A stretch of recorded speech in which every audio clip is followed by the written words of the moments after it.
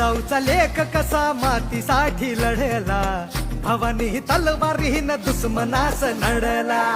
मावळ्यांच्या संगतीन भगवा फडकला, जय शिवराय घोष गगनी यो भिडला, भंडारा उधळा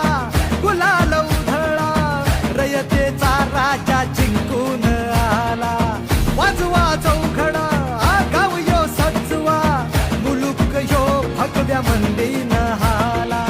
मराठी मातीसाठी रामरूपी अवतरला वाली रे,